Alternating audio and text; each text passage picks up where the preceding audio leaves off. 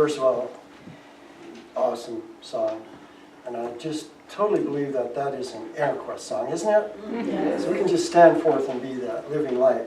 So I'm going to ask you one more thing. We greeted each other this morning, so I'd like you to just turn and look into someone's eyes and ask to see the light. Ask to see the light that's within your eyes.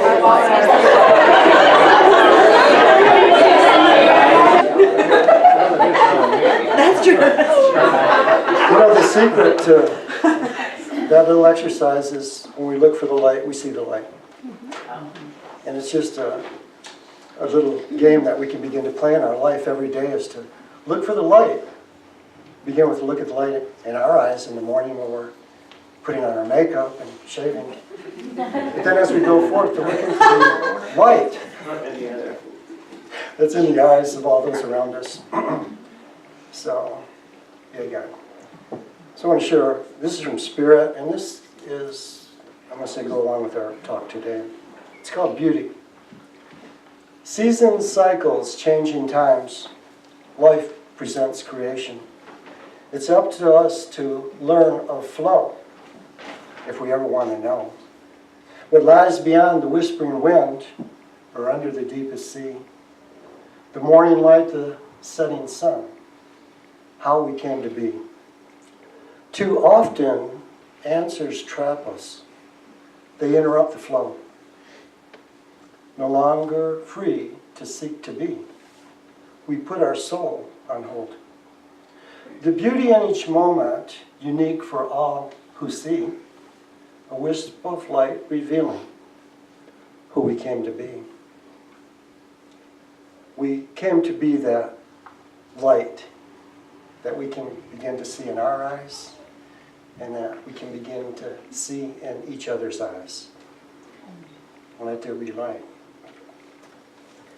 We have had an awesome series this month which Cindy has just unfolded for us, and it's a month of learning about our soul and our soul journey and our soul path. Today, the topic of our soul journey is, how long are you going to take?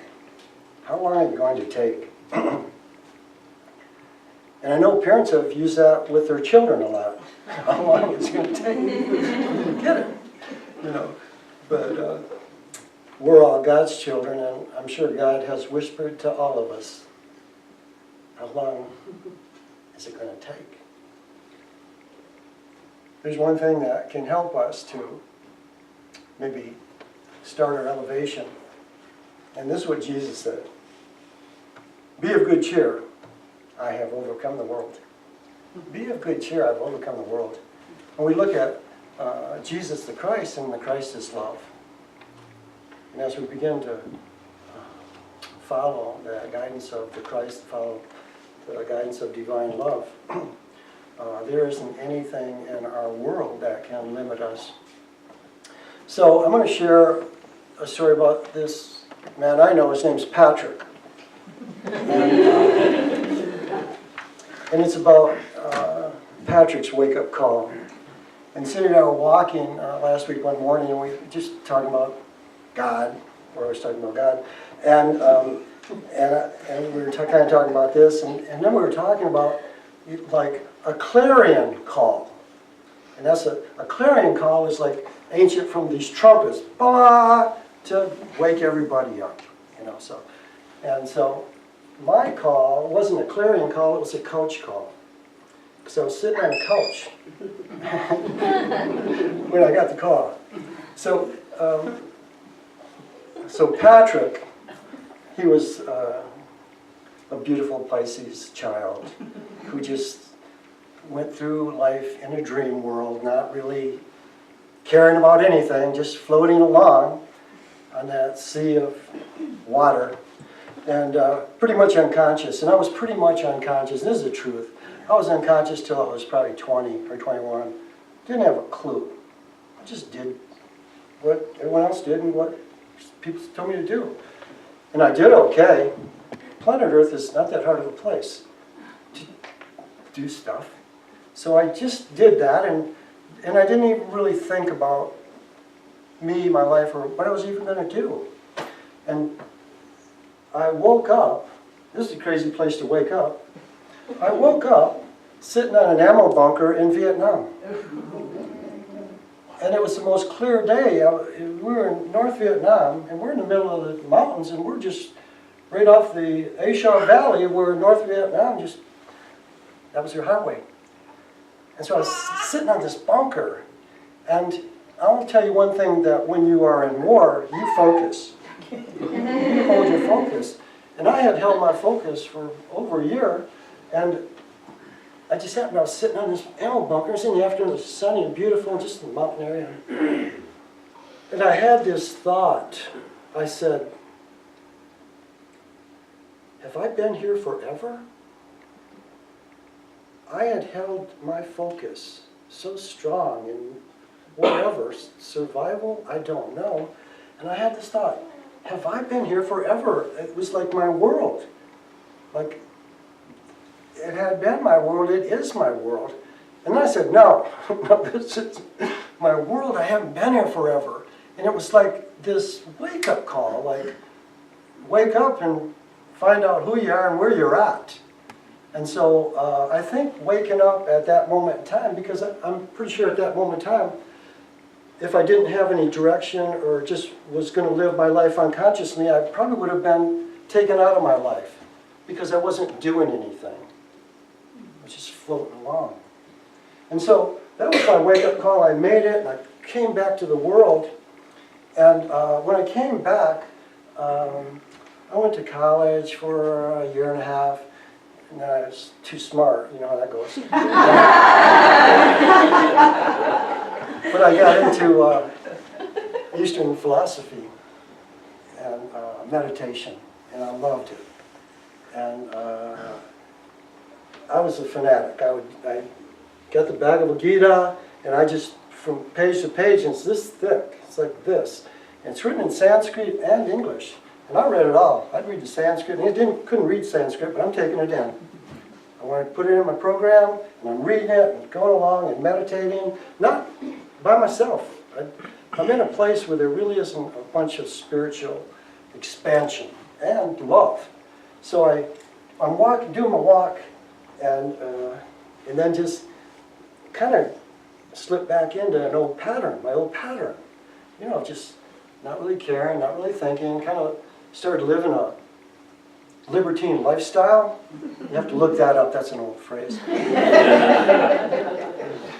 Once again, not doing anything. How's that? I wasn't doing anything, I wasn't being positive and proactive in my life. I wasn't doing anything. And one morning, I was renting a house with two other guys, and we're living there, just living the good life. You know what I'm saying? Not doing anything. And, so one morning, I'm just get up and sitting on the couch. I'm just sitting there and kind of meditating a little bit. I'm sitting on the couch, and this voice, this loud, says, how long are you going to keep doing this? It wasn't imaginary in my head, no. And I sat there for a minute and said, how long are you going to keep doing this? And that was my couch call, my clarion call, woke me up. Because I'd already been woken up before. And I started doing my soul path of spirituality and understanding God more with my discipline and my meditations and stuff. And then I didn't have enough support, I guess, so I'll be a victim. No.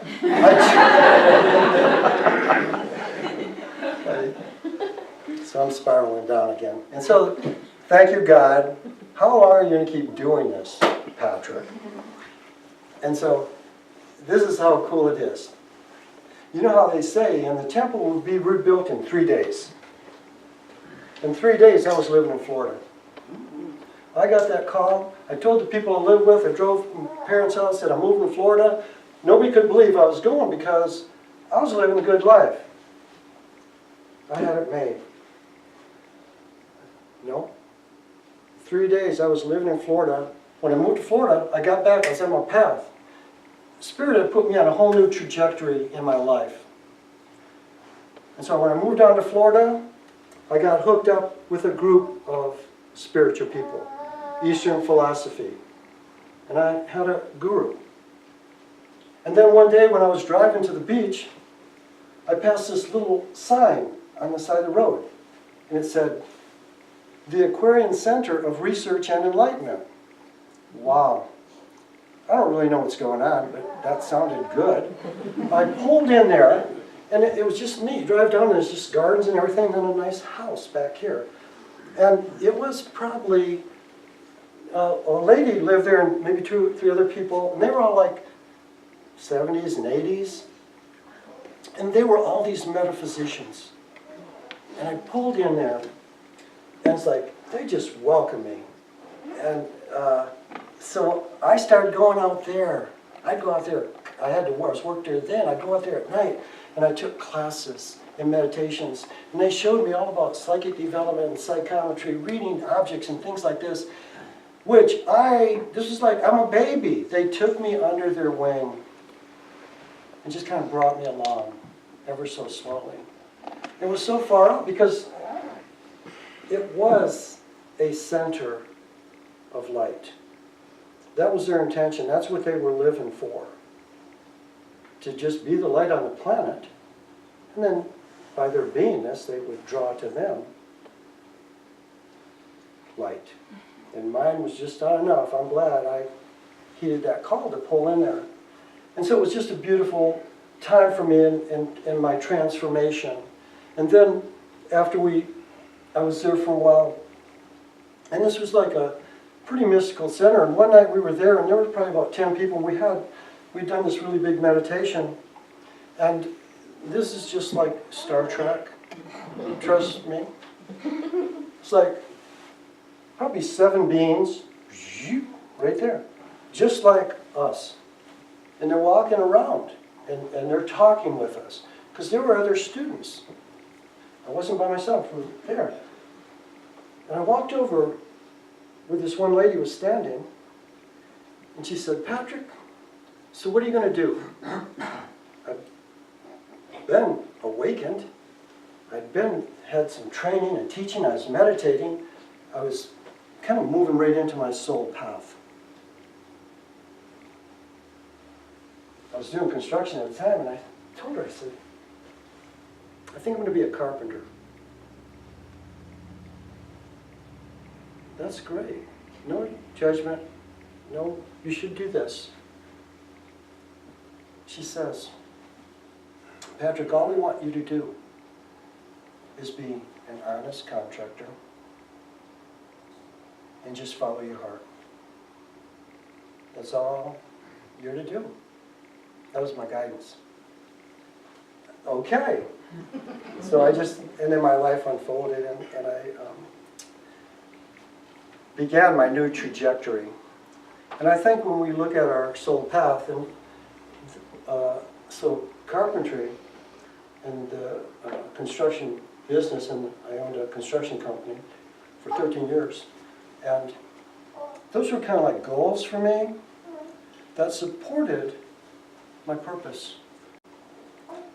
Because I learned a lot about life, and I learned a lot about myself, and I learned a lot about God. And so to begin to understand that once we begin to wake up, we will get the guidance, and we will be put in the perfect place. We may not understand it, like the song said, but God's got a plan for us. The God within has a plan for us.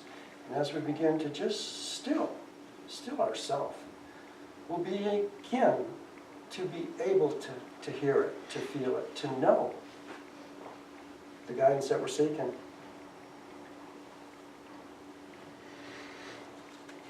So Patrick, here we are today. And I'm glad you're here, and I'm glad, and then when I met Cindy, she really supported my soul purpose to the max. I support her soul purpose to the max. And we just started the creation process, and we created Inner Quest. And this is Inner Quest's 28th year, which we're going to have a party in November. But we work together and supporting each other's soul purpose. And in that process, we begin to discover our own purpose even greater. And then what happens is we get a greater vision. And that's why we're so happy to be able to have this place that's kind of cool in nature, and you drive up the road and then there's these old people teaching us.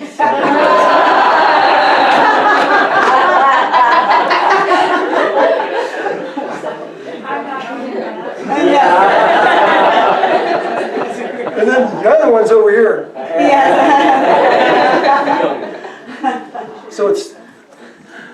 So how long is it going to take? And as long as it takes is how long it takes. But once we begin to wake up, that's the key. Once we begin to wake up and become aware of who we are and maybe a bigger understanding of what life's all about, then it's up to us. We choose the level of consciousness in which we live. We choose the level of consciousness in which we live. We can't blame anybody when we woke up, once we've woken up. You know? And sometimes it might take a couple clarion calls and a couple coach calls.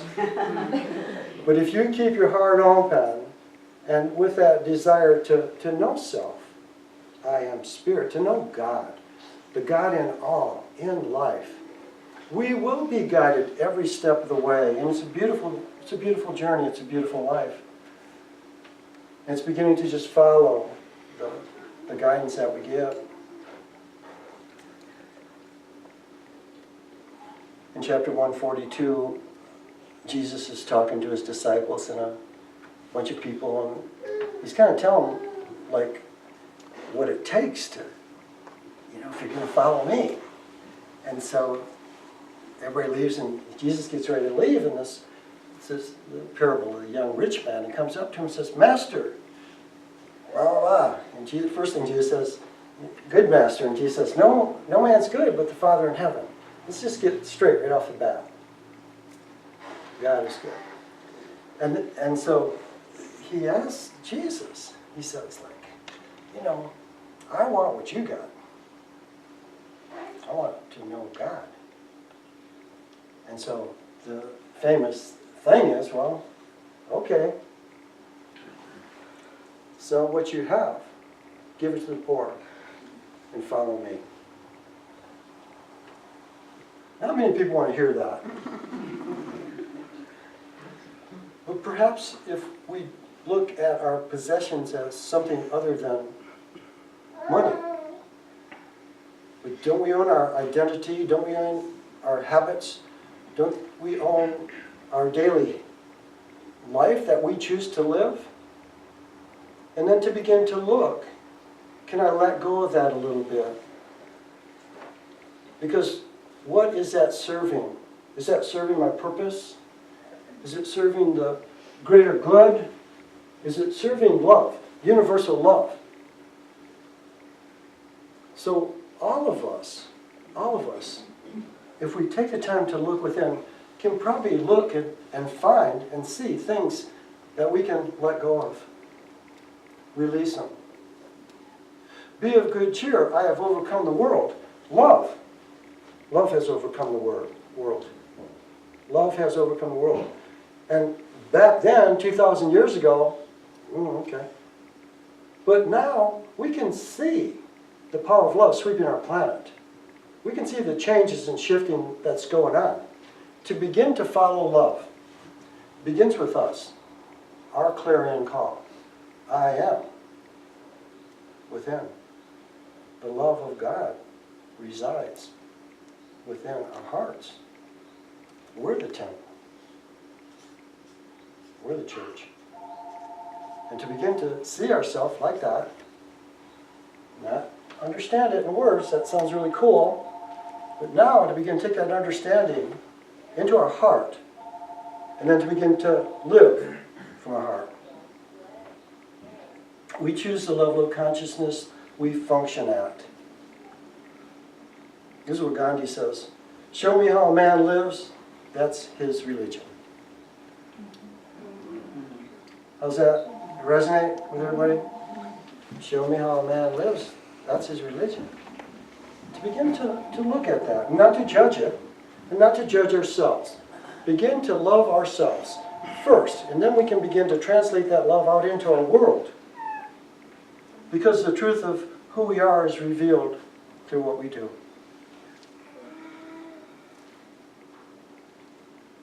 And when we get up in the morning and look in the mirror, look for the light. It's there. And through our acknowledgement and our calling it forth, it's going to grow and manifest and spread out into our world. Whoever does the truth comes to the light. To be true to ourself, I am. And then live that truth is our gift, not only to our soul, this round, but to the world. By fully giving of ourselves, we fulfill our purpose in life.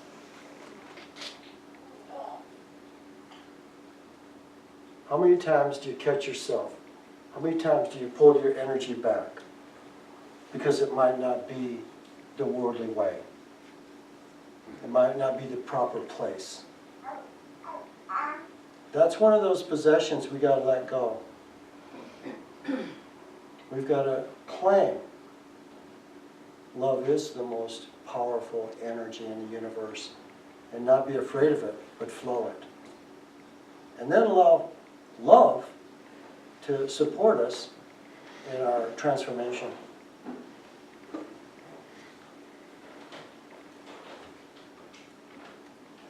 We all stand as living proof.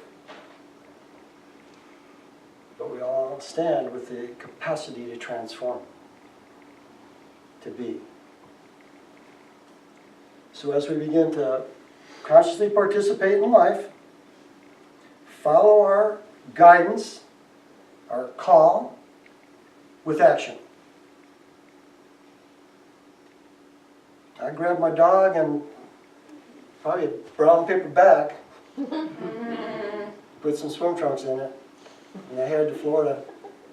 And I didn't know anyone, and I really didn't know where I was going. But I knew I had to move. And I just went with God. So as we begin to take the steps to take the action that it takes to accomplish things. It's easy to say, God's going to take care of all my needs. We put our hand out. It isn't until we begin to co-create with God, to act with God, translate act as God, that our dreams begin to manifest. Our life begins to reflect the truth of who we are.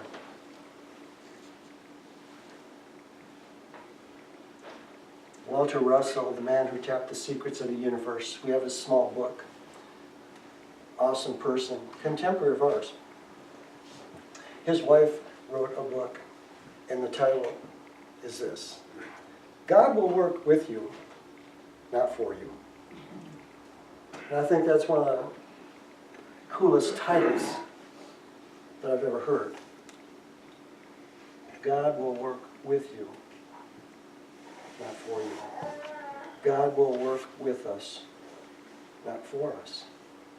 So we're powerful instruments for God's love and light on the planet. And it's up to us to engage, allowing that energy to flow through us, to be what we came to be who we came to be.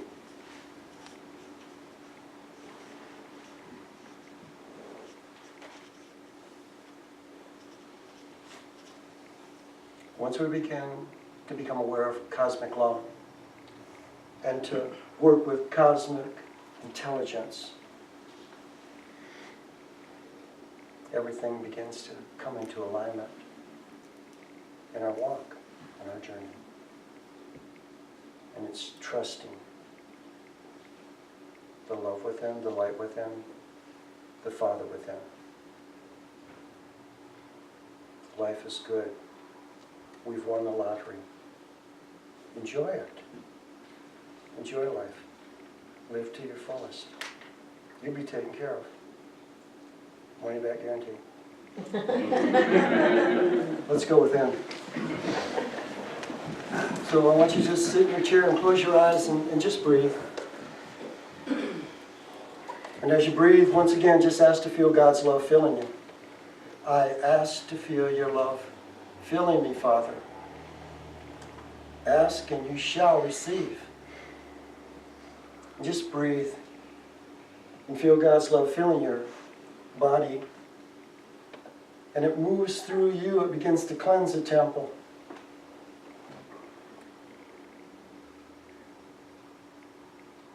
And just become aware of your inner light. Strong and radiant, beaconing out. And just see the outline of your body, but just see the light within it. I am the light. And as you sit in this light and in the awareness of I am, ask to be shown that which limits your ability to know God's love, to feel God's love, and to be God's love. So just breathe and be in this essence for a moment. Ask.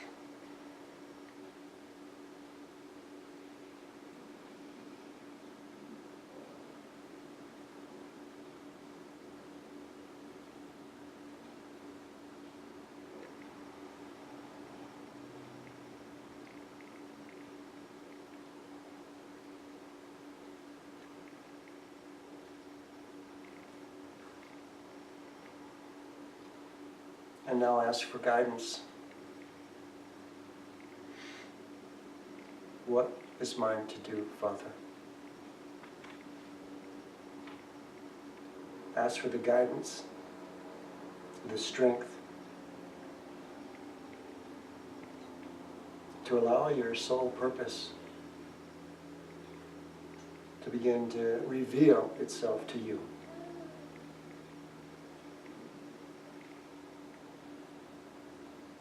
And just breathe and feel waves of love sweeping through you. Breathe and feel waves of love sweeping over you. And just feel the transforming love holding you now. Lifting you now to your new trajectory.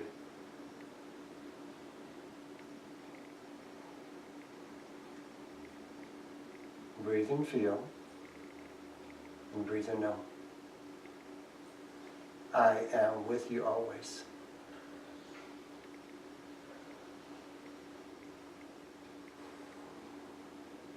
Feel your consciousness back in your physical body. Feel your feet on the floor. Feel glad to be alive on planet Earth at this moment in time. For the blessing and opportunity of life. So just breathe and feel your unique vibration of love. This is who you are. This is who I am.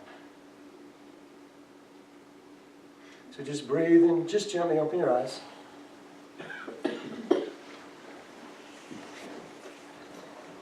As we go forth this week in our meditations, if we didn't quite get it as clear as we wanted to this morning, meditate again. And ask. Ask with the intention of hearing, and you will hear. Ask with the intention of knowing, and you will know. Be of good cheer. I've overcome the world. That light, that love within your heart has overcome the world.